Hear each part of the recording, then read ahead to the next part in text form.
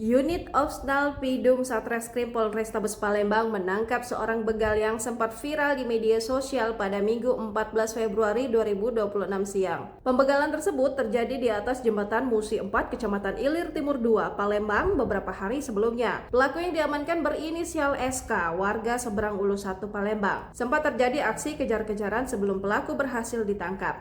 Menurut Musa Jadi, pelaku SK melakukan aksi bersama SH yang saat ini ditahan di Polsek SU1 dan MW ditahan di Polrestabes Palembang. Sementara satu pelaku lain berinisial JA masih berstatus DPO dan dalam pengejaran. Dalam aksinya, para pelaku mengincar korban bernama Sukriyadi yang saat itu tengah mengendarai sepeda motor. Mereka mengikuti korban menggunakan sepeda motor Honda Beat dan Yamaha Fiction. Setibanya di lokasi, pelaku JA yang dibonceng menendang korban hingga terjatuh, lalu mengancam menggunakan senjata api mainan.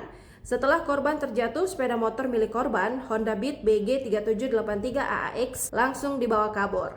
Motor tersebut kemudian dibawa ke rumah salah satu pelaku untuk disembunyikan dan rencananya akan dijual. Para pelaku sempat membagi uang hasil kejahatan sebesar Rp800.000 sebelum akhirnya membubarkan diri. Barang bukti yang diamankan antara lain satu pucuk senjata api mainan, satu lembar surat keterangan leasing kendaraan, dan satu unit sepeda motor Honda Beat Street BG3783 AAX milik korban. Akibat kejadian itu, korban mengalami sejumlah luka di tangan dan kaki, luka di kening hidung, dagu, serta bahu terkilir. Atas perbuatannya, pelaku dijerat pasal 479 ayat 4 KUHP Undang-Undang Nomor 1 Tahun 2023 Jungto pasal 365 ayat 4 KUHP tentang pencurian dengan kekerasan. Saat diperiksa, pelaku SK mengakui perbuatannya.